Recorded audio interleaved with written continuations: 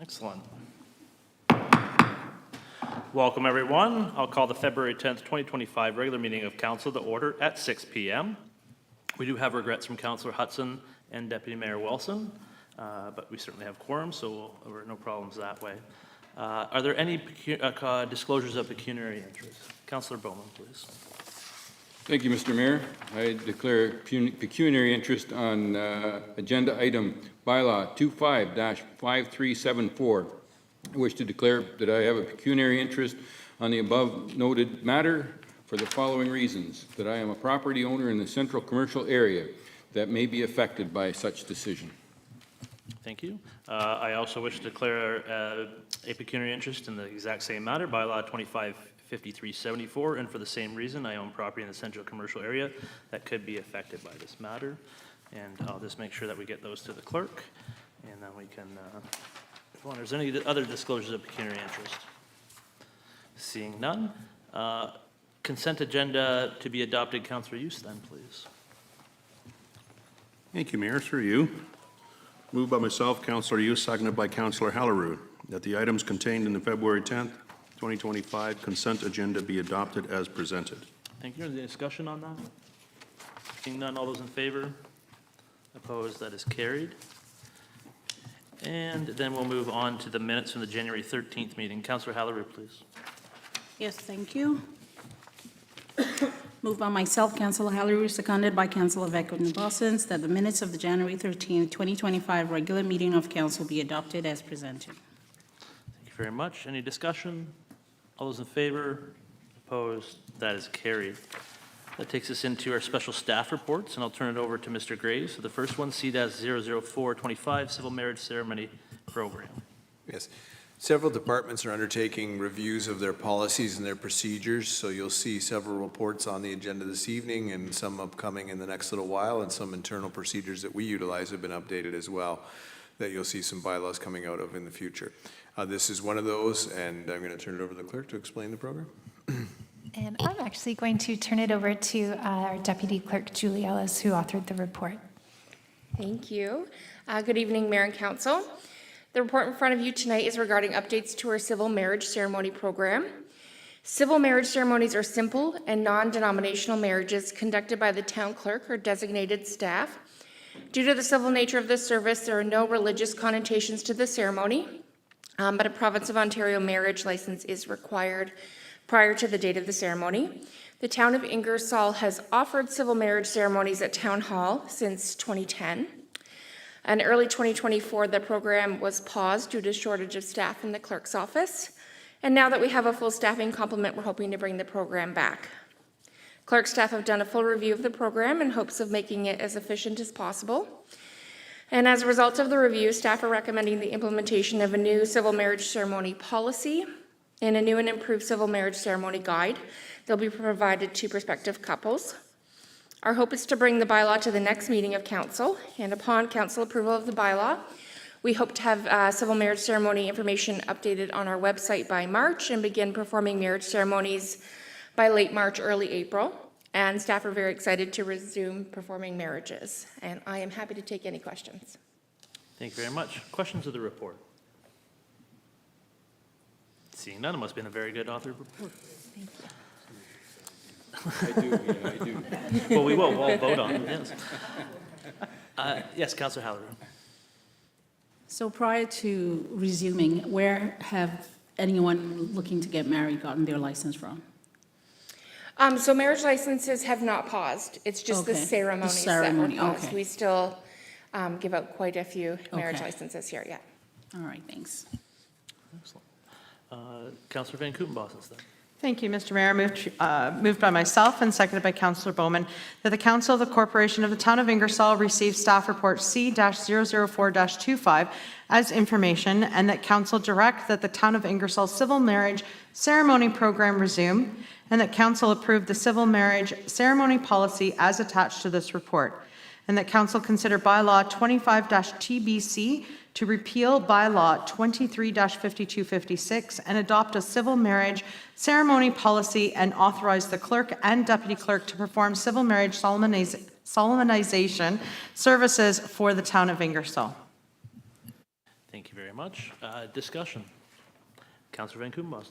Sorry, I probably should have said it sooner, but a very well authored report. I think that the detail that went into it is good. I think people will know exactly what they can and can't do, because I know it was getting a little bit more than what was needed to be, but it's nice that we're offering it back in here again for those that are looking for non-denominational, and just to simply get married with, a few people and that kind of thing. So thank you. I appreciate seeing, it'll be nice to see the revenue coming back. I'm not going to lie. It was a nice source of revenue that we had coming in for a good service to be able to offer to others. So thank you.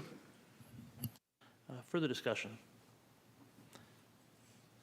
Seeing none, all those in favor say I do.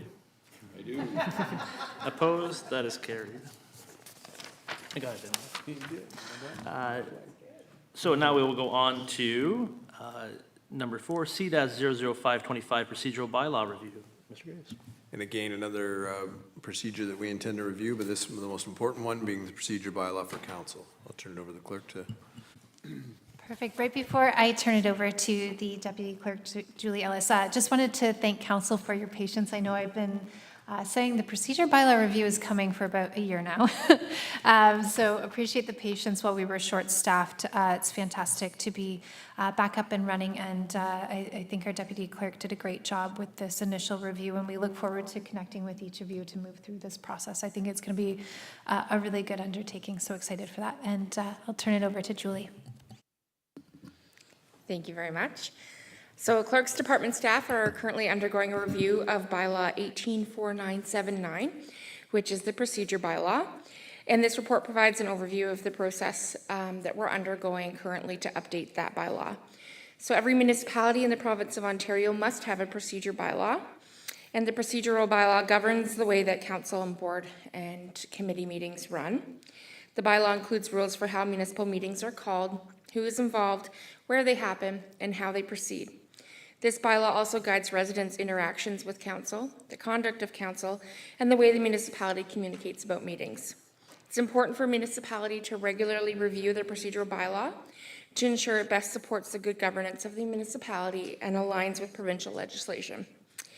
Through February and March of this year, staff will be conducting consultations with members of council, town staff, and the public to obtain feedback on the current bylaw. Staff will then use that feedback and a jurisdictional review to bring a draft bylaw to council in April, and then we're hoping to bring the final copy of the bylaw to council in May for adoption. Themes that we're going to look at through our review include general housekeeping, meeting efficiency, meeting transparency, and meeting accessibility. And I am happy to answer any questions of council. Thank you very much. Questions from council on the report? Councillor Hughes. Thank you. Through you. Excellent report. It's only 3 pages on this one. The last one was considerably more, but you must spend a lot of time typing. Just a quick question. Are you also going to be looking at meeting frequency? Because I know we meet once a month now. Is there a consideration for 2 times a month or whatever should be or needs to be required? Yeah, through the mayor, that is definitely a part of the review. And then we're also, of course, accepting feedback from council staff and the public. So I'm sure that may be something that we hear through that process as well. Perfect, thank you. So, any further questions of the report? Seeing none, I will turn over to Councillor Bowman, please. Thank you, Mr. Mayor.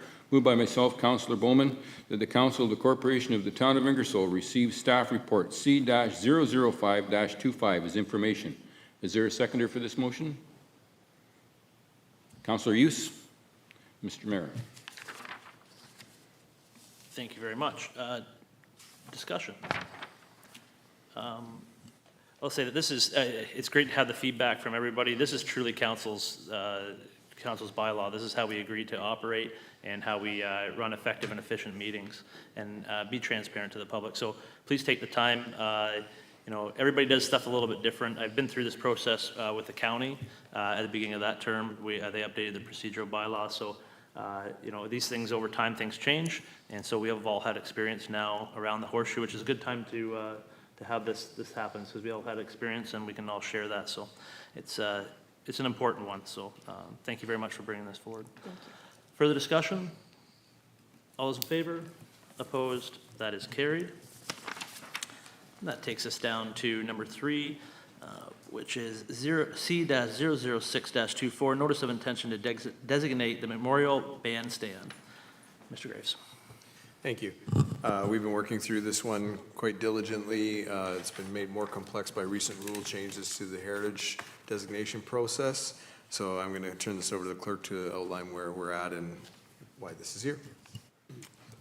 Thank you. So this report concerns, obviously, as Michael said, the heritage designation of the Memorial Bandstand in Memorial Park. Since you've all read the report, I'm just going to keep this brief, but council initially resolved to designate the bandstand last May, but due to other priorities, we missed the 90-day deadline under the Ontario Heritage Act, to issue the notice of intention to designate. So to legally move forward, staff require a resolution from council confirming that this restriction does not apply, and that's permitted by Regulation 385-21. If approved, staff will publish a notice of intention to designate, which is attached to the report for council's review, which then starts the 30-day objection period. Then, if there's no objections, we'll bring forward a designation bylaw, and after that, there's another 30-day objection period, following which, if there's no objections, that bylaw comes into force, and then we can officially designate the bandstand by having it registered against that property there. So this process is entirely administrative. There's no financial implications. Unfortunately, just got caught up in the act and the 90-day deadline there that was missed. So moving forward legally, you have to have that resolution, and then we'll move forward swiftly after that. And happy to answer any questions. Thank you very much. Questions of the report? Seeing none. Councillor Hughes, please. Thank you, Mr. Mayor. Moved by myself, Councillor Hughes, seconded by Councillor Hellerue, that the Council of the Corporation of the Town of Ingersoll receives staff report C-006-25 as information, and that Council formally resolve in accordance with the paragraph 1 of Section 1, Sub 2 of O Regulation 385/21, that the restrictions set out in paragraph 2 of subsection 29, sub 1.2 of the Act does not apply, and further that Council directs staff to post the notice of intention to designate as attached to report C-006-25 in the next circulation of the Woodstock Sentinel Review. And further, that Council direct the staff to bring forward a designation bylaw following the 30-day objection period for Council's consideration. Thank you very much. Discussion. Councillor Bowman, please. Thank you, Mr. Mayor. Just a point of clarification. Should this have been report C-006-24 and not 25 to match what is on the agenda? On the agenda, it's got 2006-24, and in the motion, it's got 25. I think that's on the resolution allocation street. Looks like that's the right one, so. Is it the right one? Sorry, I think that's the resolution allocation sheet. Has got a typo there. Typo. So it's correct on the report, and then it's correct. So there's 25. I don't have to go and reread everything. Mess That it is up again? correct. Okay, thank you. That is correct. Excellent. Further discussion. Good eye, though. But further discussion. Councillor Hughes, please. Thank you, Mayor. I'm glad to see this is moving forward. The Heritage Committee, which I have been appointed to, has been eagerly awaiting this so that we can get moving forward. We did a Facebook post, I believe, last week, basically laying out who we are as the Heritage Committee as well as what this project is. So it's going to be very exciting to see this move forward and eventually, hopefully, in a reasonable time frame, get the bandstand refurbished and looking back to normal, that people can participate and do what they want, have a picnic in there or whatever else the town sees fit to allow happen there. But it is a good step forward because that is definitely a part of our heritage. Further discussion? Councillor Bowman. Thank you, Mr. Mayor. I too echo the sentiments of Councillor Hughes. This has been a lot of work. There's been a lot of thought go into this. I know there's been a lot of research, and it's really nice to see that we're finally to the point where we can designate it and get it restored back to its former glory. Further discussion? I'll just point out that, as was noted, the provincial government changed the rules on designating and around heritage, especially around the work that the Heritage Committee could do. And so this was an excellent example where we didn't have to have someone come forward from the community wanting to designate something. This is a town-owned property. It was a great project for the Heritage Committee to work on, and as well as staff to learn about the new legislation and what it took to enact it, because we haven't had anything designated in a while. So again, super happy to see it here. I think it is really important that the committee did a lot of research into what was heritage on the item, and certainly that talks about the stonework at the base and the plaque that's on there, the railings, the cedar shake roofing, and the cupola roof structure. So those are important. So when it is fenced off at this time, but that gives the ability for us for the town to go back and replace those items as historic items and not have to upgrade them to meet current standards, I believe. So it is important that this be done so we can save the structure and make sure that it's done properly the way it was, and so it can be enjoyed by all for a long time to come. Any further discussion? All those in favor? Opposed? That is carried. Okay, and with that, we will now move on to ED-003-25, filming on municipal property. Mr. Grace, please. Thank you. Several of us are hoping this is a chance for our big break. So I'll turn it over to the Economic Development Officer to outline our new policy on filming to discuss that. So staff have recently been approached by a film crew that's interested in filming at the Ingersoll Cheese and Agricultural Museum, using the schoolhouse for filming. So that sort of, we've entertained similar offers in the past, and without clear direction and a clear policy, we just felt it was time to seek council's permission to, if council wants to pursue filming on municipal property or not. And if council does want to pursue filming, then we feel like a policy needs to be developed with some controls in it. So in the report, we've outlined some of the components of the policy that we would bring back to a subsequent council meeting.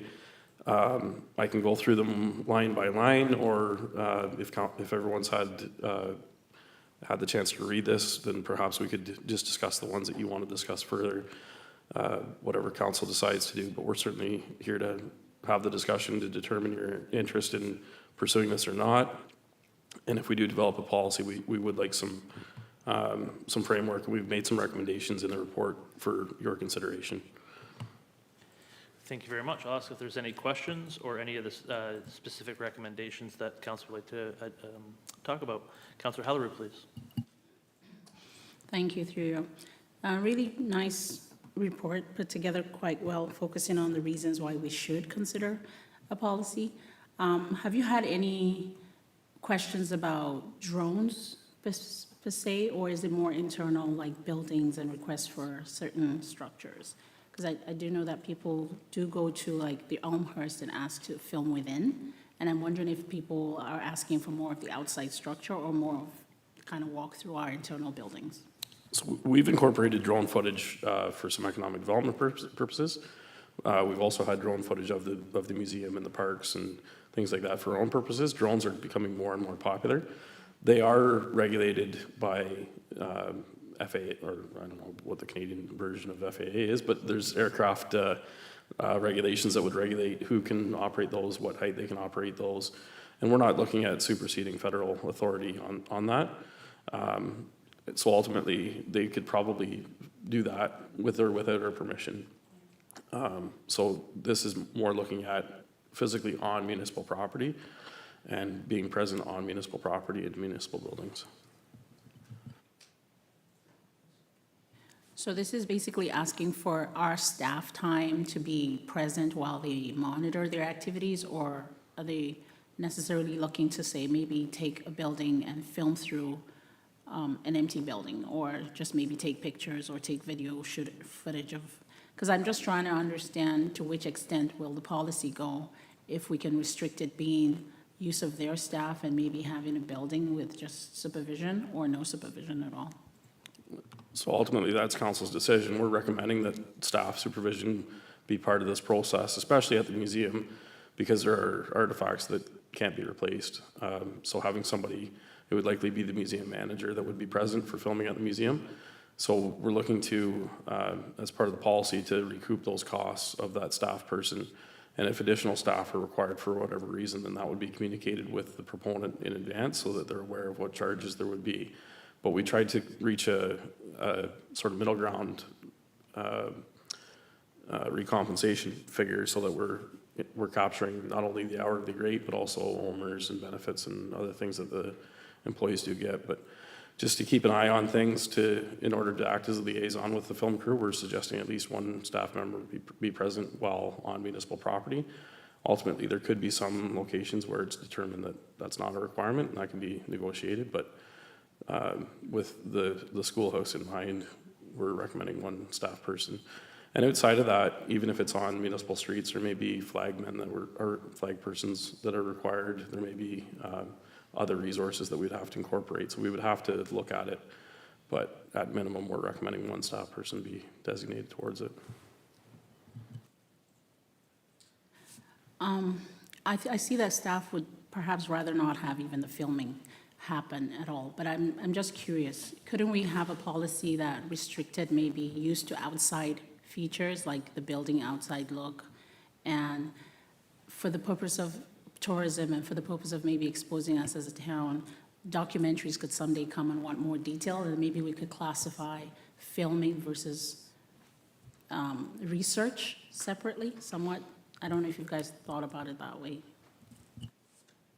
Well, I don't think staff are opposed to filming on municipal property. I think that we're interested in doing it. We just want a framework so that we're doing it responsibly and respectfully for the municipal assets that they'd be utilizing.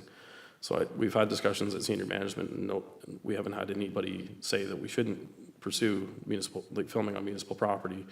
What we're just looking for is to ensure that we're protecting the assets and we're protecting the integrity of the facilities and doing it in a responsible manner so that we're not creating undue hardship on others. Councillor Hughes? Thank you. Through you to Curtis. Can tell by the intricacies and the detail of your report, does this fall within the average throughout Ontario's other communities that entertain this type of situation for filming and that type of thing? Yeah, we've looked at best practices of other communities that try to attract filming. We've had some conversations with our peers that have had experience with filming, and we're trying to learn from their mistakes perhaps, or something that went really well. We're also trying to learn from that too. So we're just trying to not recreate some of the mistakes that have been made in other municipalities. We're trying to follow the best practices that have been established. So trying to develop a framework and a policy so that it's not just the Wild West as far as filming is concerned, that there would be some controls. And ultimately, we do want to see this. We do see benefit in having this, but we also want to make sure that the municipality is protected and nobody else is negatively impacted.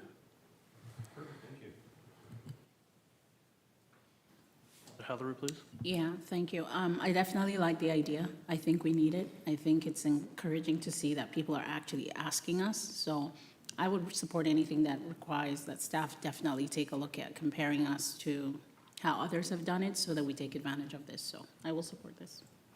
Does anybody have any issues with including the recommendations, that being the basis for the policy?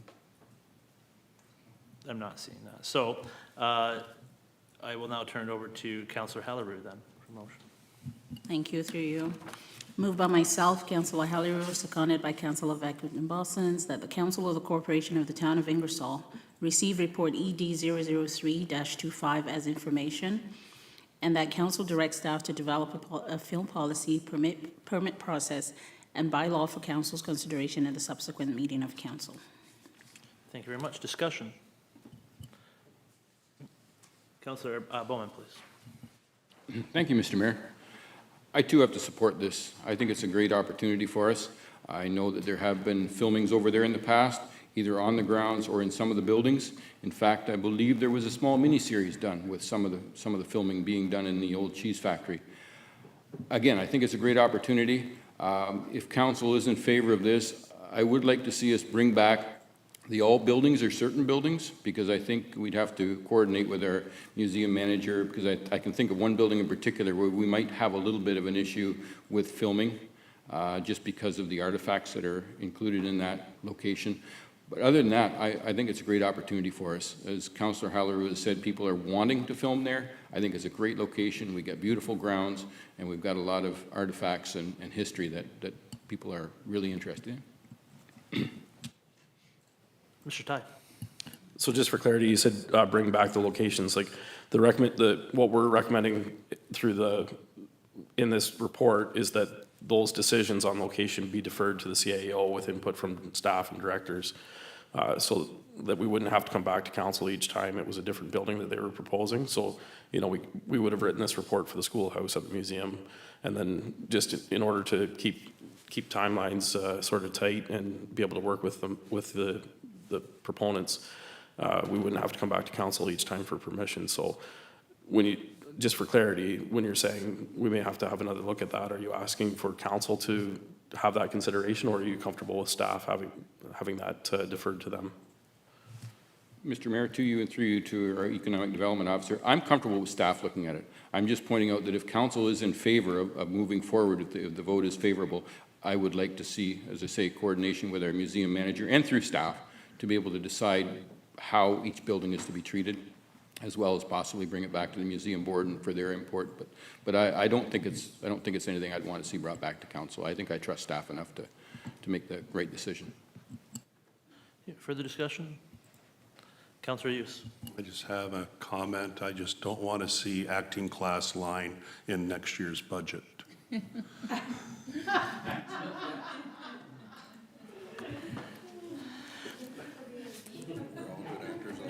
We will make sure that your motion on that is defeated then. What I'll say on this is that I think that it's very good. I think it's a very good base to form a policy around. Obviously, there's been some research done, like you said, what others have done. I think having it, you never know how big or small these are going to be. I know with my role on UTRCA, they had Arnold Schwarzenegger. Thank you. I was going to say the Terminator. Film there, and I will say that those major films can be very lucrative sources of income, but they cause a lot of disruption. And so I think that staff are the best ones to go about and say what needs to be at what and what level of compensation and what requirements are needed. I think that the best thing about this is it does have a lot of positives for our community, and if it's been happening in the past, it needs to be codified, and so you have some ability to act upon it and get those benefits out of it, and not just allowing it to happen naturally and uncontrolled. So certainly I don't have a problem with any of the recommendations here around that, and they can probably find 7 extras at any time they want. Right? So. Further discussion? Councillor Bowman. Mr. Mayor, I just want to throw it out there that, you know, if they're looking for a follically challenged farmer who has a pair of striped bib overalls, I'll put my hand up. Councillor Halleru. I just want to commend council for especially Mike's comment saying we throw it back to staff, and we are comfortable with that because it does help remove the bottleneck of having to reach back to council before you move forward with maybe 10 applications. So kudos to you guys for putting this through, and I'm looking for a very lucrative new sector in Ingersoll. Excellent. Anything further? All those in favor? Opposed? That is carried. Okay, and that takes us down to ED 004-25, 2024 Annual Report, Ingersoll Cheese and Agricultural Museum. Mr. Graves. Point of order? Yes, sir. Sorry, point of order. Was there a motion read? Yes, there was. Yep. Councillor Halleru read the motion. Oh, you mean for For the filming? Yes. Yeah, it was. Okay, sorry. Apologies. You're in acting class. Thinking about the big break. So I'll turn over to Mr. Graves. And I was going to turn it over to Curtis first and let him carry it from there. We're going to play hot potato here. So this is a good news report. Ultimately, the Cheese and Agriculture Museum has tried a few different things last year. We've got new leadership down there with Stephanie, and she's done a great job with her team. So this is a report that she had to prepare for another purpose, but asked if council would be interested in seeing it, and I thought they would. So we put it on the report, on the agenda for council's information tonight. So I'm going to turn it over to Stephanie.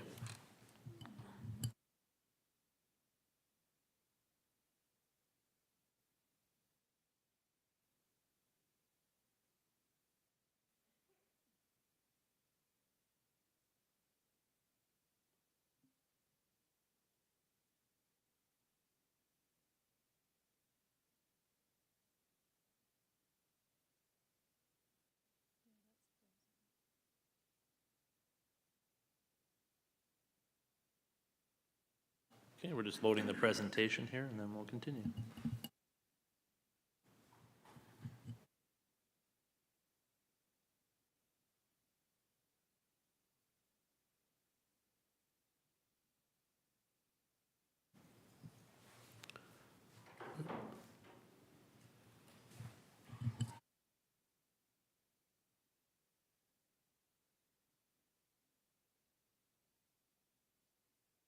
Is everybody able to Council follow does through have it on- as part of their council package. Yeah. Trying to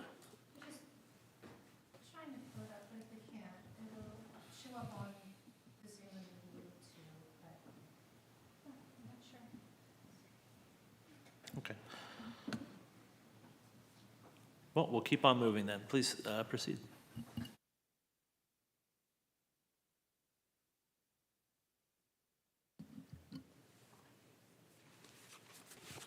All right, thank you for having me tonight. I appreciate your time.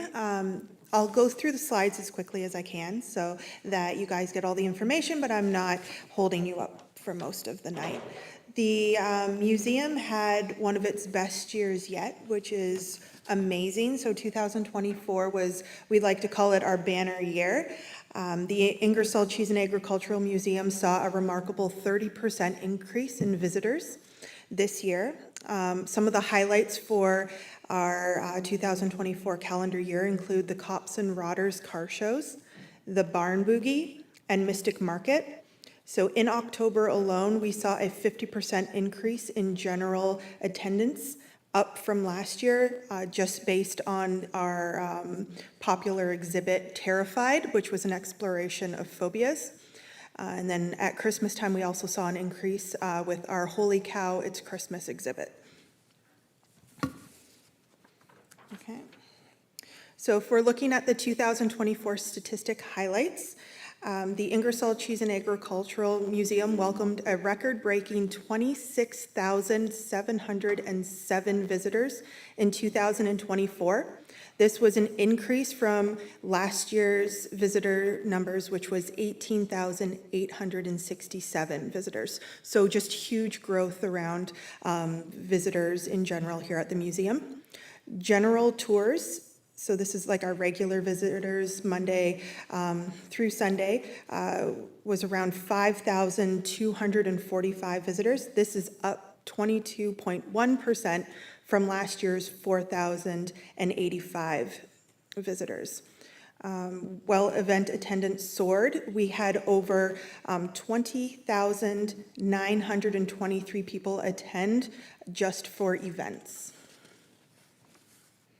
July was our busiest month for general visitors. October saw the highest number for event attendance. We figure the growth that we're seeing is fueled by the new events that we introduced at the museum, as well as new engaging exhibits. So if you just look at the visitor stat chart, you can kind of see the growth. We included pre-COVID, during COVID, and then after COVID numbers just to show you our growth. So even pre-COVID, our numbers are still quite high from previous years. So pre-COVID, we were averaging around 11,000 visitors on average. So we're up about 15,000 visitors this year, which is amazing. A lot of the smaller museums are struggling with their attendance, and so it's really great to see that the Ingersoll Cheese and Agricultural Museum is not struggling in that sense. All right, so the Tourism Regional Economic Impact Model provided by the Ontario Ministry of Tourism, Culture and Gaming has a model. So what we did is we put in just our event numbers, so not our regular numbers that included our regular tours, but just event numbers. And based on the attendance for events, roughly we've brought in about $6.4 million in visitor spending this year. Okay. So we'll head over to the museum's 2024 exhibits.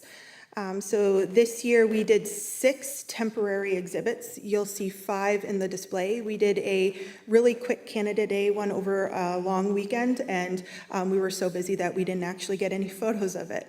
But the first to kick off the year was the Verses of Our Village, which was a poetry exhibit dedicated to local poets, and that ran from February to June. With that exhibit, we did an open house, and we brought in roughly about 50 people for the Verse and Cheese Night, and that was one of our big events for the year, and it was really well received by the community. We often get requests for us to do another poetry night.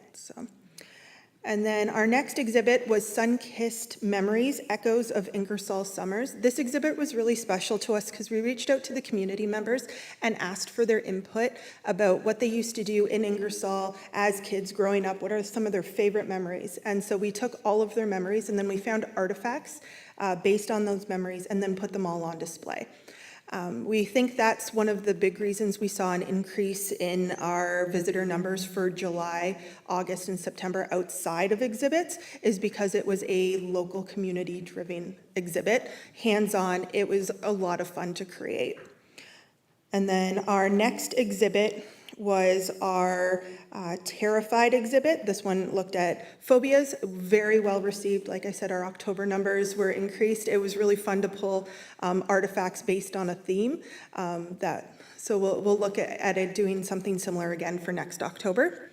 We did a small mini exhibit called We Remember for Remembrance Day, and then our last exhibit for the year was Holy Cow, It's Christmas, with a lot of our dairy and cow artifacts.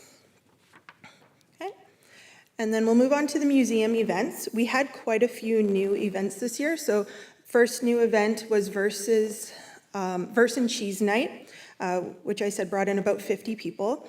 Our next one was around the solar eclipse. So we offered a youth program called Eclipse Explorers. It sold out within 8 hours of us putting it out to the community. So it was really well received. Big Cheese Days in May, which is every Saturday in May. And then next in May, we did Treats and Treasures, a Mother's Day pop-up market, which saw about 150 visitors. Our Cops and Rodders car shows, which were hosted by the Cops and Rodders. We were just kind of the grounds for them and kept the museum open. From May to September, they were there on the second Monday of the month. And that brought in about 1,300 people over the course of May to September. It averaged about 250 people a night. Next, we had our Barn Boogie in July, which saw just shy of 200 people. And then Harvest Market, so that's with Kiwanis. Kiwanis ran that one again. Another well-attended event, which saw roughly about 4,000 people. And then in October, we introduced a new event called Mystic Market. So within 3 hours, we saw 750 people on site. So it was a really well-received event that we're looking to run again this year. And then in October, also, we had Pumpkin Fest, which was about 5,800 people. We had amazing weather, and that beats a lot of our Pumpkin Fest numbers by almost 2,000. And then Santa's Village, we ran for 5 weeks instead of 4 weeks, which brought in roughly 8,241 people. Right. So up next is Collections and Archives. This year we cataloged over 2,417 artifacts, which brings our total collection number up to 52,579 items in our collection. So we have a rather large collection. The next slide just kind of breaks down to give you an idea of what kind of artifacts we're dealing with. So roughly 700 photos, 700 objects. Archives was 1,100, and books was about 23. So goals for 2025. So since we had such an amazing year, we want to maintain that momentum. So we're looking at an increase of attendance this year. Our goal is 30,000 people. We're going to do this by expanding our marketing efforts and create new partnerships.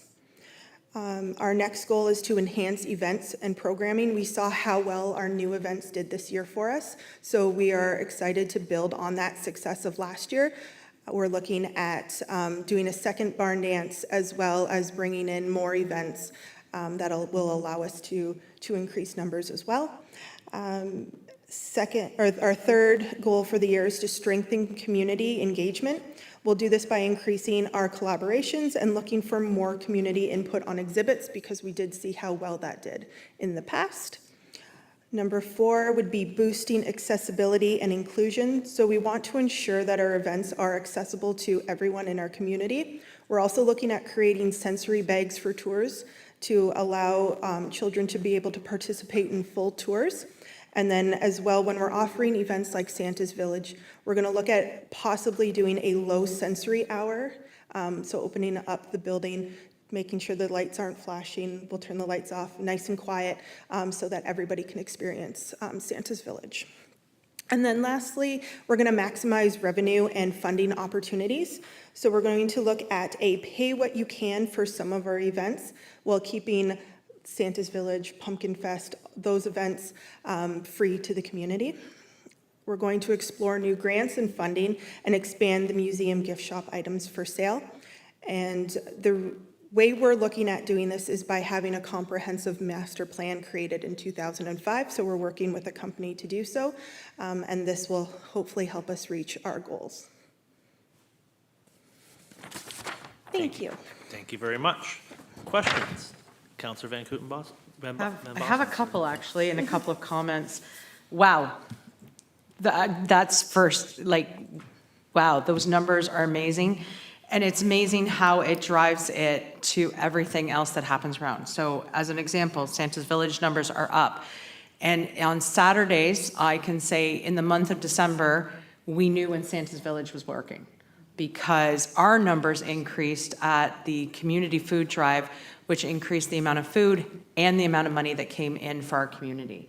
So I can only imagine what it is before they even get there, because they're grabbing their coffees, because now they're going to be in the cold. And we didn't have the greatest weather on some Saturday nights either, but Saturday night still beat out every night of the week in that respect, even Friday night. So when we're talking about tours, have we gotten schools to come in as well? I would think that whole thing that you did in October would be the fear one, would be something that would entice every kid in school. So I'm just wondering, have we started any collaborations with our schools? Are they coming in through? Is that who really came from September to October in that respect? So we're seeing a decrease in school trips, and that is because the cost of busing, and as well as some of the new regulations around school trips at schools. So we're actually looking at rolling out a mobile curriculum that would allow us to go to schools to be able to hit more classrooms. We have adjusted some of our curriculum to be that way, and once we're done rewriting and updating our curriculum, we will be reaching out to the schools to offer that. We still get our regulars who come in to tour and participate in the educational programs that we have, but to see an exhibit, we don't typically get schools in. Councillor Hallery, please. Thank you. To follow up with that, would you consider maybe offering schools coupons for parents to bring their kids in then after school, instead of take time to do the rounds yourself? Because then they're missing out on the whole concept of things being in places, and And then I just wondered if maybe to drive school attendance, we go through, giving incentives for parents to bring kids to the museum instead.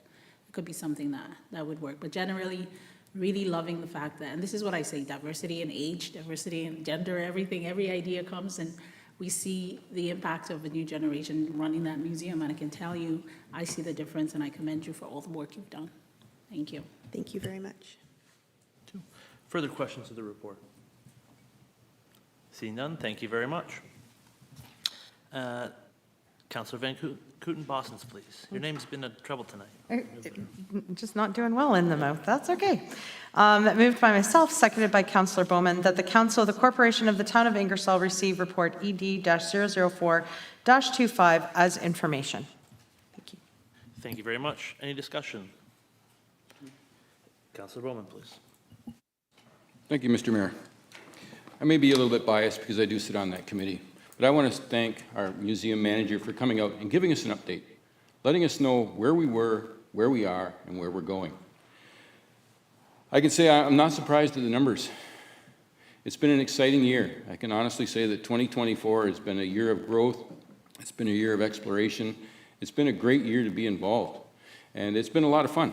And we've seen a lot of new things on the museum's agenda, and I think that shows with the numbers increasing. So again, thank you very much. Thank you to Council for allowing us the latitude to do this.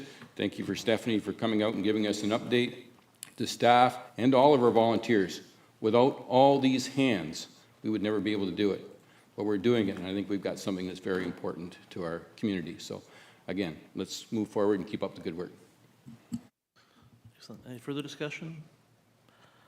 I'll just second that. I think what's happened here is, some of us really love history, but you're exposing people in a different way by making it fun to attend to an event, to have something else happen, and really opening their eyes. And so I've, in the years of volunteering down there, I haven't been able to get there as much as I like to regularly lately, but, no matter who comes in there, they're always amazed at what's there and the history that's there. So really just finding those interactive ways and those new ways to attract people is key, because once they're in there, they do love the history that Ingersoll has to offer. So I certainly second all those comments that have said congratulations, and very excited to see what happens in 2025. Unfortunately, we didn't get to see the car show this year because it corresponded with council meetings, but I believe it still happened. So any further discussion? All those in favor? Opposed? That's carried. Excellent. And that takes us down to OP-003-25, Assumption of Gulf Estates, Phase 1 and 2. Mr. Graves. I'm going to turn this over to our town engineer to explain this report. Great, thank you, and good evening. So this report provides information to council about that all parts of the subdivision agreement for phases 1 and 2 of Gulf Estates have been completed. All deficiencies are complete, warranty periods expired, and accordingly, the roads shown in the report can be adopted as town roads. So generally speaking, we don't prefer doing this during the winter maintenance period when we can't regularly inspect the surface works, but the portion of these roads were inspected prior to winter maintenance commencing, and at this time, since then, it's just been some administrative pieces that had to be completed, which are now done. So staff are prepared to adopt the roads and take over winter maintenance activities on these streets, providing the bylaws passed. So any questions, I'd be happy to answer. Questions of the report? Councillor Hughes, please. Thank you, Mayor. Through you to Mr. Sweetland. The rainwater gardens have been an issue ever since they started. Has that been resolved? Yes, with respect to how the agreement's written and all the parts that developer has to be satisfied of, that's all been completed within the terms of the agreement, resolved to how the design drawings have been prepared and the ownership statuses, and those pieces have all been complete. Mr. Graves. Yeah, council will recall that the very first portion of the rain gardens were turned over to the property owners abutting them, and they are in care and control of that now. This second portion between the houses will be maintained by the town staff, which was something that was not comprehended originally, but is pretty impossible to do because it's kind of a split lane. So that will be something that will be taken care of. I think, in fact, we've already begun doing maintenance on that now. And so that is our way of resolving all the issues that were outstanding on the rain gardens since the beginning of this development. Further questions of the report? Seeing none, Councillor Bowman, please. Okay, this is mixed up here. Let me just bear with me for. I have to see what I got that one.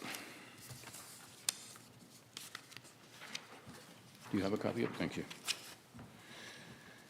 Moved by myself, Councillor Bowman, seconded by Councillor Hughes, that the Council of the Corporation of the Town of Ingersoll receive staff report OP-003-25 as information, and that Council assumes the subdivision known as Gulf Estates Phase 1 and 2, and that the requisite road segments described herein be adopted as public highways by bylaw. Thank you very much. Discussion. All those in favor? Opposed? That is carried. And that takes us down to our last special staff report, which is T004-25 2024 Council Remuneration and Expenses Report. And I'll turn it over to Mr. Graves. Thank you, and I'll turn this over to our treasurer to outline this report that we are required to do. Thank you, and I will turn it over to the Deputy Treasurer who prepared the report. There's lots of great collaboration going on. And delegation. So this report provides council with the remuneration and expenses for the period ending December 31st, 2024. The report does detail all salary, benefits, and expenses paid to councillors and local boards. The total for the 2024 year is $221,755, and I'd be happy to answer any questions if you have them. Thank you very much. Are there any questions of the report from council? Seeing none, Councillor Hughes, please. Thank you. Moved by myself, Councillor Hughes, seconded by Councillor Helleroo, that the Council of the Corporation of the Town of Ingersoll receive report T-004-25, Council Remuneration and Expenses for the year ended December 31st, 2024, as information. Discussion. All those in favor? Opposed? That is carried. And that takes us down to correspondence and resolution. Councillor Halleroo, I believe you have a request letter from Rotary Grant 2025. Thank you, through you, Mayor. Councillor Halleroo, seconded by Councillor Vancouver and Boston, is that the Council of the Corporation of the Town of Ingersoll received the correspondence from Davis Landon of the Ingersoll Rotary Club as information, and that Council approved the Ingersoll Rotary Club request for $3,000 towards hosting the 2025 ICS Canada East Ontario Challenge Cup, coming from Council's marketing and promotion budget. And that Council approved the Ingersoll Rotary Club request to waive fees for rentals, services, and equipment needed for hosting the 2025 ICSC Canada East Ontario Challenge Cup. Okay. Since part of that was optional, I'll ask the seconder is still. Yes. Good, thank you. Discussion. Councillor Halleroo, please. Well, it's not many times I've seen them come to ask, and I think from the support we gave them last time, they did see some benefit, and again, you know, incentivizing more people to create awareness that Ingersoll is a host. Perhaps after the second year, it becomes something that some people recognize us for being a good host for, and I think 3,000 is something that could really go a long way with them. So I think for this time, it makes sense. Thank you. Do you have a dollar figure on the amount that it would be for the rental portions of that? What they're asking for your waive? I think it's important that the town is recognized for those total costs, not just the dollar amount, but also the cost of those services that are out there.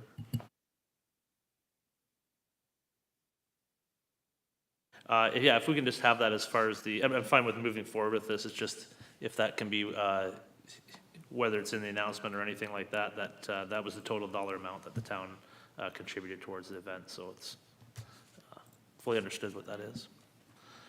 Councillor Halleroux? So can we suggest a motion update to require a total monetary value applied to that and maybe a restrictive, not more than a certain amount, I would say? I think that council's being asked to waive the fees, whatever those are, those will be. I don't know if it needs to be a total amount, as long as council is comfortable with those things that are being requested. I don't know if staff have an opinion. Do staff, I guess staff, can staff accommodate those items that are requested? Okay, so. You think you can? Okay.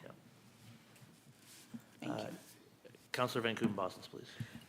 Very much in support of this. Rotary is another service club that's doing a lot for our community and have stepped up again to host the ISC again. And when I was approached, I said, please send the letter into council. And it would have been nice if we'd gotten it when we were considering everything, but they didn't know at that time.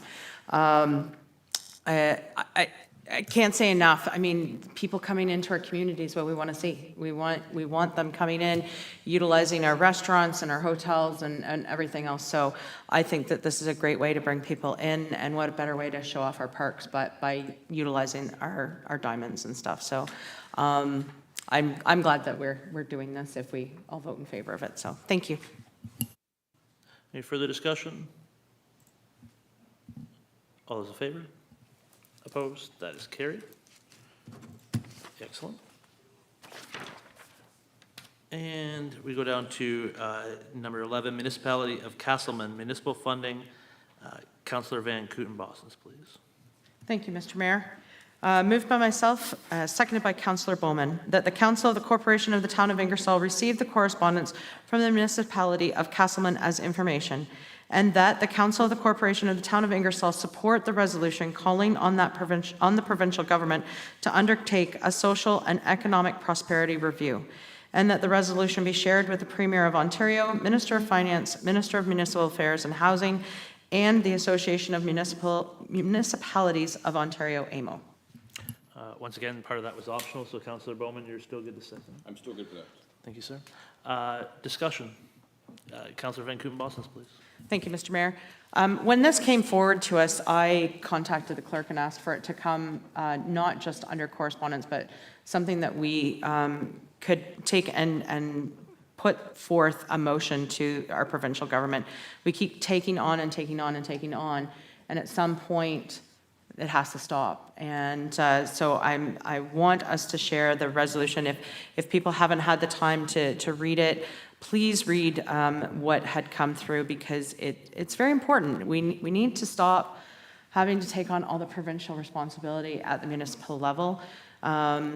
It's getting to be very much of a burden, and we do a lot of extra here that we shouldn't. And it's because otherwise nobody else is doing it. And so I encourage all of you to support this motion. Thank you. Thank you. Further discussion? All those in favor? Opposed? That is carried. And we will now go to number 12, which is Black History Month flag. Councillor Bowman, please. Thank you, Mr. Mayor. Excuse me. Moved by myself, seconded by Councillor Hughes, that the Council of the Corporation of Town of Ingersoll received the correspondence from Heather Reynolds of the Oxford County Black History Month Organization Committee as information, and that Council approved the raising of the Pan-American flag in Dewan Park on Monday, February the 24th, 2025. Pardon me? Should say Pan-African. Pan-African, sorry. Pan-African flag in Dewan Park on Monday, February 24th, 2025, for 1 week until Monday, March the 3rd, 2025, in support of Black History Month. And there was an optional part of that, Mr. Mayor. Councillor Hughes, you're in favor of the optional part as seconder? Excellent. Thank you very much. Discussion. Nope. Councillor Halleroux, please. Thank you. I just want to say it's a great opportunity and a pride to see the flag finally flying in Ingersoll. we've got great roots here in Ingersoll, and I think our history is very well connected to Black history, that this is finally happening. And I want to commend council for approving this, so thank you. Further discussion? Councillor Hughes? Yeah, I was wondering if, saves me having to do it, if the clerks could send out a meeting request for that date on the 24th, inviting us all, and that way, yeah, we can all do our best to attend if we're able to attend. Excellent. Yeah, I want to thank the committee for bringing this forward.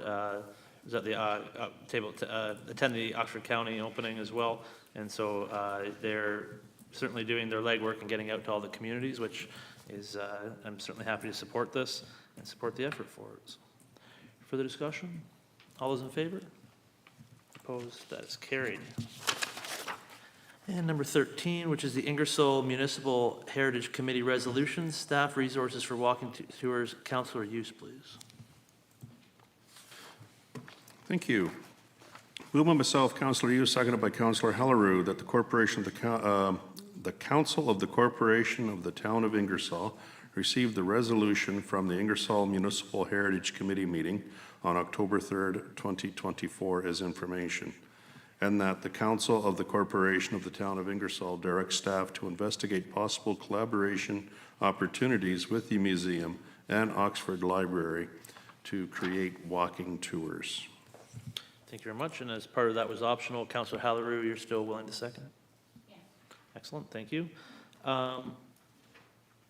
Questions or just discussion? Sorry, Councillor Hughes, please. Thank you. Again, proud to be a member of the Heritage Committee for Ingersoll, and we are trying to get raise awareness to our heritage buildings here in Ingersoll, not just buildings, but also landmarks, anything to that effect. It is one thing, there is a huge heritage tourism program that goes on throughout, throughout the world, really.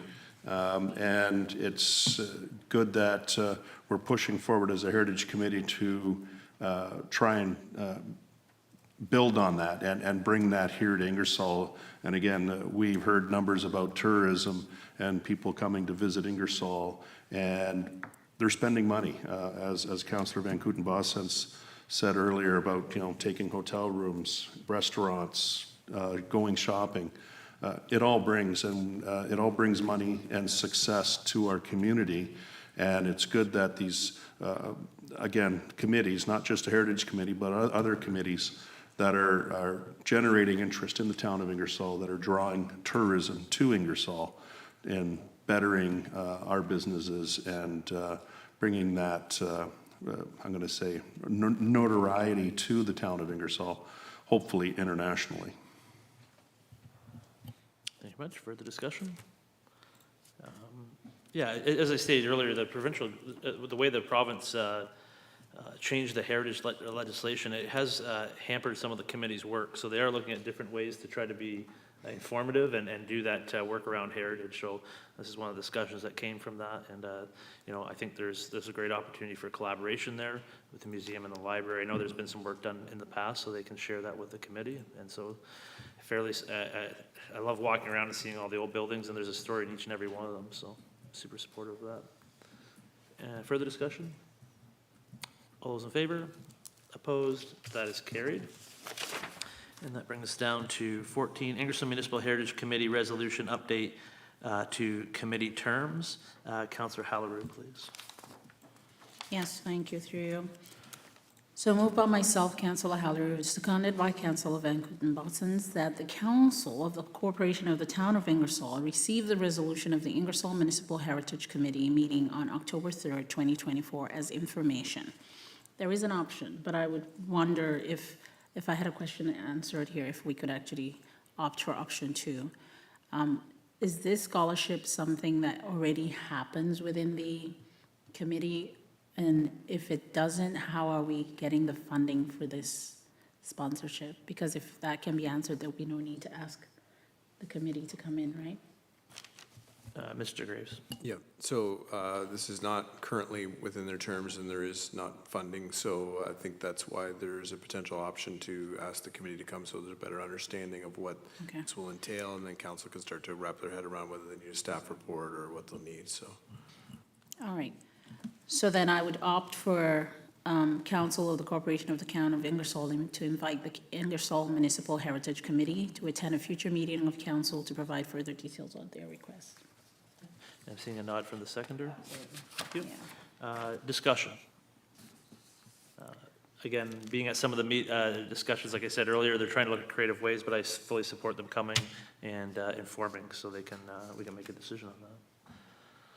For discussion, seeing none, all those in favor, opposed, that is carried. We will now go to notice of motions. Councillor Hallerou, we had a motion at the last meeting that was moved and seconded, but was moved to be deferred for consideration to be sent to the DI committee. And Councillor Hallerou, do you have an update from that? Yeah, so I request again to defer this to the next meeting. We did discuss this matter at the Ingersoll Diversity Committee, but our agenda was quite full and we haven't officially recorded the resolutions from that discussion. So we defer this again to another month because we're still thinking about how staff becomes involved in helping us achieve this goal. Okay, so you're making a motion to defer? Yes, For another month or till the committee reports back? for another month. For another month, okay. And a seconder, Councillor Van Kooten-Bossens. Discussion, all those in favor? Opposed? That is deferred.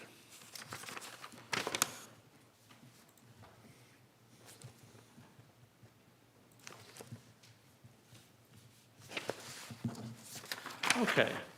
We have another notice of motion, which did meet the requirements of the notice period, so it is up for this evening.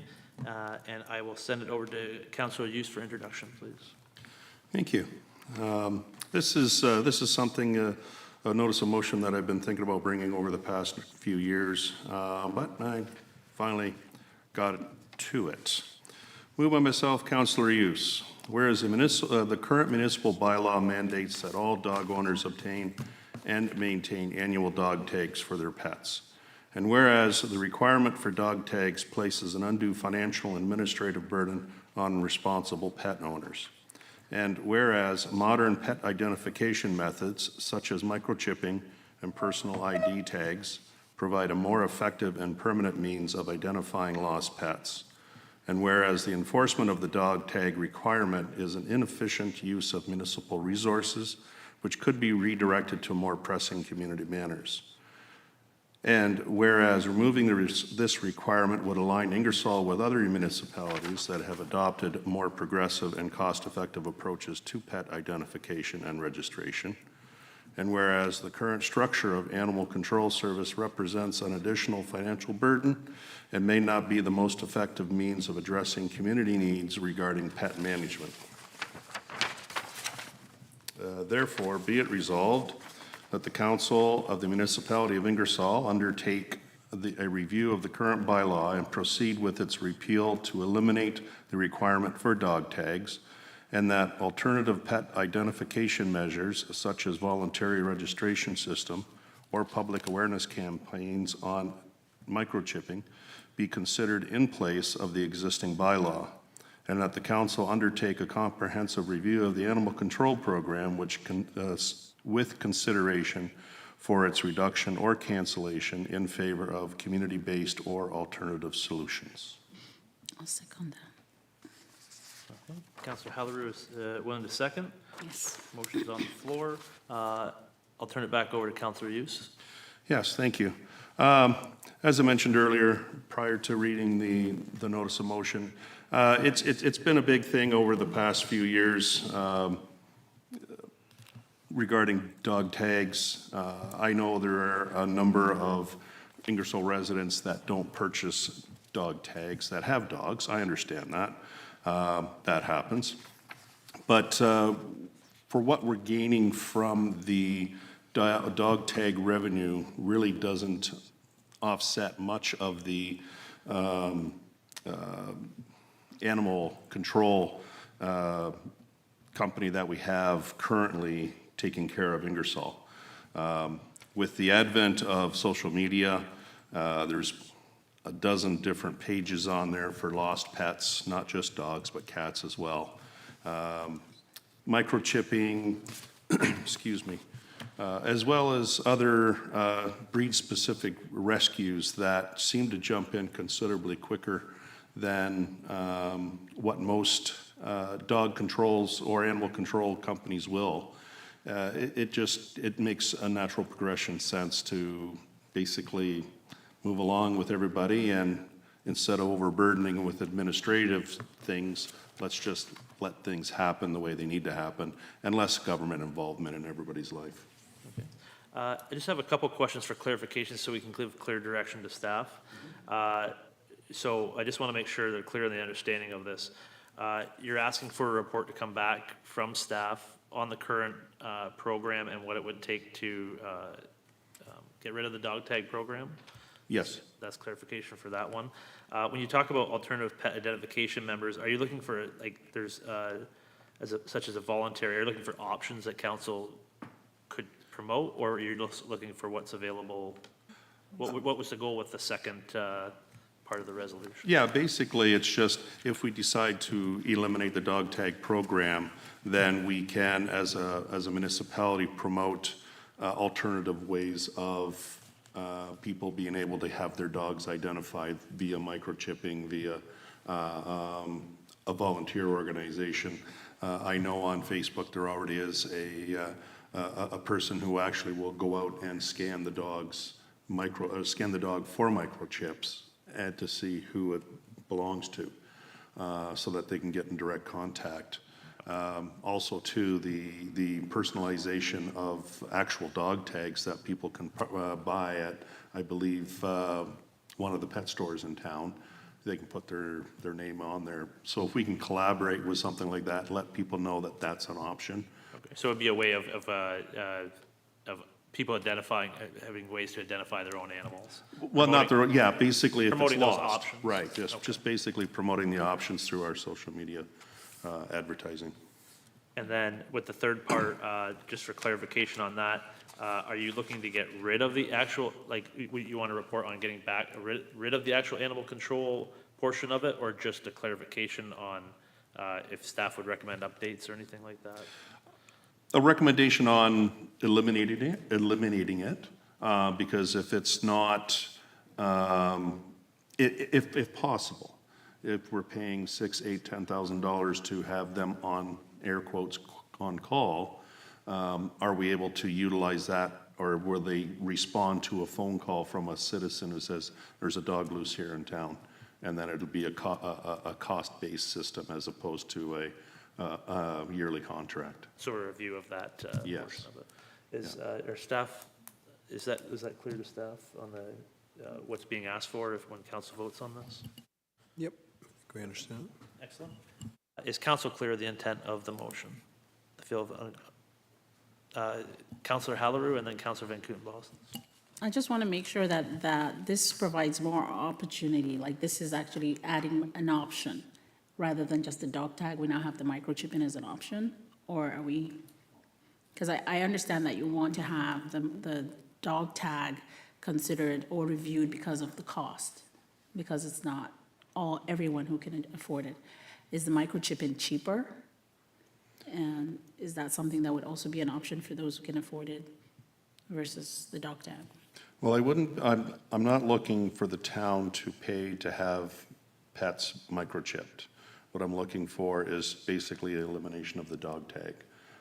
The cost involved, which I believe is nominal, $25. Okay. But with the number of, I'm going to say, with the value of dogs that people pay for, it would not be in their interest not to microchip. And if they're paying $1,000+ for a purebred or for a dog, that an extra, I'm not even sure what the microchip cost is, but it's not something I'm looking for the municipality to pay for. It's going to be more in a personal scenario. Yeah. Perfect. Further discussion? Councillor Bowman? Correct. Councillor Van Kootenbos and then Councillor Bowman. Thank you. I like the fact that you're saying undertake a comprehensive review, because I would like to see what other communities are, for sure. It's been a long time since we visited this bylaw. I was on the bylaw committee when the last time that it was brought up, and that's been many years because we haven't had that in existence. So I like the fact that you're asking for a comprehensive review. I have no problem in eliminating the requirement for dog tags, but I would be interested to hear what they're doing in other communities, because we're still going to have dogs that get picked up or the dogs that are loose, and how does that get dealt with as well?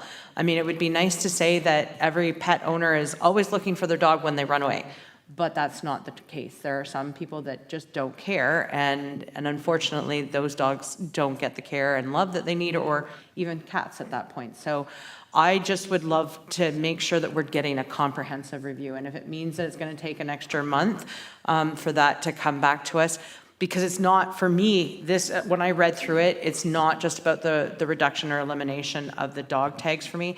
It's us actually looking at our animal control program and, you know, what is the cost versus, you know, what is being used. We haven't had anything come back to us in a while about how much is it costing us. I would venture, I don't know. I have no idea.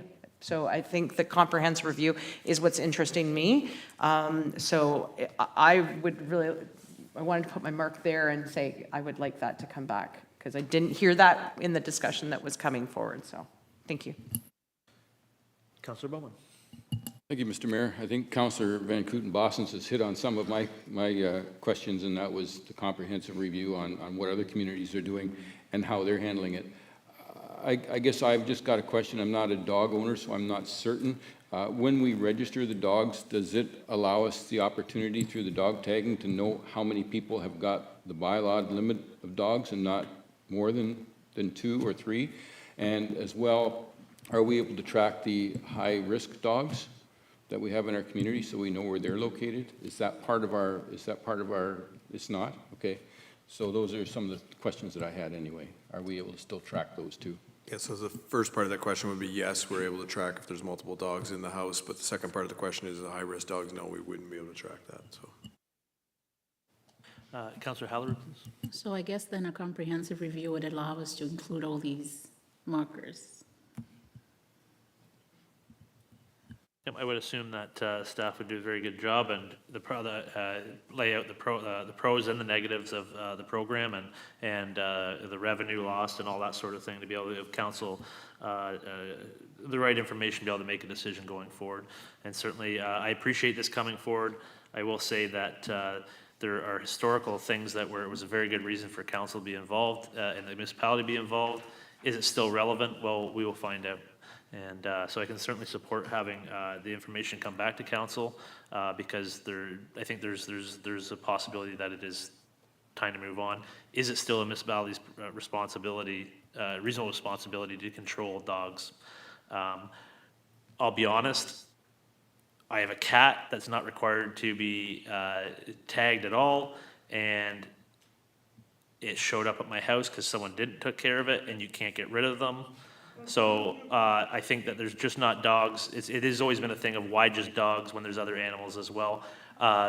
We had the pleasure of having a grade 5-6 split class here for a visit, and the clerk will tell you that the moment we started talking about, I don't know how we got on animals, but there was a lot of questions about what animals you could have and what you couldn't have. The students were very interested in that, matter of fact. Yeah, so the one person was very worried about their fish, how many fish you could have, seeing how they can't be too much of a danger. We're not too worried about fish, so unless you put your hand in the water. So, but very good question. Unless it's a high-risk fish? It's not just Councillor Youth that's interested in this. Many of the grade 5s and 5-6 are out there interested as well. So. We tried to arrange for tags on fish, but it was just sort of weighed them down and just. Further discussion? All those in favor? Opposed? That is carried. Excellent. So with that, we have an unusual situation, whereas I had declared a pecuniary interest and our deputy mayor is not here. So we do need to choose a second chair, and I believe someone to take the chair to deal with the next bylaw. I believe that Councillor Hughes does have a resolution that's ready to go.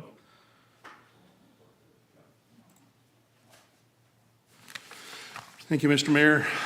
Moved by myself, Councillor Hughes, seconded by Councillor Bowman, whereas per section 4.5 of the procedural bylaw that states, in the case the mayor or deputy mayor is unable to attend the meeting, the members will, by resolution, duly motioned and seconded, appoint a chair. While so presiding, the chair will have all the powers of the head of council. Therefore, be it resolved that Councillor Van Kooten-Bossens be appointed chair during consideration of bylaw number 25-5374 due to Mayor Petrie declaring pecuniary interest and Deputy Mayor Wilson not being in attendance at the meeting. Thank you. Discussion? All those in favor?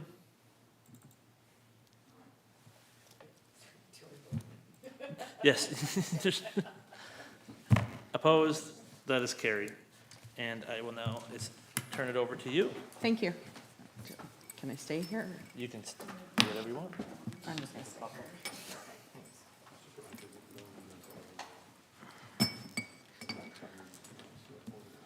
All right, so thank you. We'll move right along so we can keep this going. And I think that it is Councillor Hughes. You have us moving to go into committee of the whole and introducing the bylaw. Yeah, hold on. Number 18. Yeah. Yeah, sorry about that. I had the other one in front. Moved by myself, Councillor Hughes, seconded by Councillor Halleroo, that the mover have leave to introduce and go into committee of the whole on the following bylaw. Bylaw number 25-5374, amend zoning bylaw number 04-4160, bracket ZN 6-25-05. Council in committee of the whole, Councillor Van Kooten-Bossens, in the chair. On motion, the bylaw is accepted as circulated. This constitutes the first and second reading of the bylaw. Thank you, Councillor Hughes. Oh my gosh, when you get into this position, it's hard to remember what you're supposed to say next. How's that sound? Is there any discussion? Seeing none, all those in favor? Opposed? Carried. All right. Councillor Halleroo, I think that you have the next one. Yes, thank you, Madam Chair. Thank you. Moved by myself, Councillor Halleroo, seconded by Councillor Hughes, that the committee now rise out of committee of the whole. Any discussion? All in favor? Any opposed? Carried. All right, and Councillor Hughes. Thank you. Moved by myself, Councillor Hughes, seconded by Councillor Halleroo, that the bylaw 25-5374 be now read a third and final time, signed and sealed, and that it constitutes the third reading of the bylaw. Perfect. All those in favor? Carried. All right, so I will now ask for the mayor to come back in and take his spot. It was nice to sit in that spot, but I'm glad to give that up. Yep, I had a great clerk beside me. Excellent. We'll now go down to go into committee of the whole, introduce bylaws 24-5371, 25-5372, 74 and 75. Councillor Bowman, please. Thank you, Mr. Mayor. Moved by myself, seconded by Councillor Hughes, that the mover now leave to introduce and go into committee of the whole on the following bylaws. 1, bylaw 25-5371, authorizing gas tax agreement. Number 2, bylaw 25-5372, facade revitalization loan agreement, 23 King Street West. Number 3, bylaw 25-5373, assume Reeves Road, Cash Crescent, and a portion of Whiting Street. And number 5, bylaw 25-5375, February the 10th, 2025, confirmation bylaw. Council and the Committee of the Whole, Mayor Petrie and the Chair. On motion, the bylaws are accepted as circulated. This constitutes the first and second reading of the bylaws. Thank you very much. Discussion? Seeing none, all in favor? Opposed? That is carried. We're now in the Committee of the Whole. Would anybody like to discuss any of the bylaws? Seeing none, Councillor Hughes, please. Moved by myself, Councillor Hughes, seconded by Councillor Hellerue, that the committee do now rise out of Committee of the Whole. Thank you. Discussion? All those in favor? Opposed? That is carried. And Councillor Hallerue, third reading, please. Thank you. There you go. Moved by myself, Councillor Hallerue, seconded by Councillor Van Boston, that the bylaws 25-5371, 25-5372, 25-5373, and 25-5375 be now read a third time and final time, signed and sealed, and that constitutes the third reading of the bylaws. Thank you. All in favor? Opposed? That is carried. Councillor Van Boston to go into closed session, please. Thank you, Mr. Mayor. Moved by myself, seconded by Councillor Bowman. The council do now go into a closed session meeting at 7:25 pursuant to Section 239(2) of the Municipal Act 2001 as amended to discuss the following matters. 1, closed session minutes, August the 12th, 2024. 2, closed session minutes, October 28th, 2024. Closed session minutes, December 9th, 2024. And number 4, Section 239(2). C, a proposed or pending acquisition or disposition of land by the municipality or local board, offer of purchase. Thank you very much. Discussion? All those in favor? Opposed? That is carried. We will reconvene in the J.C. Herbert room. Thank you very much.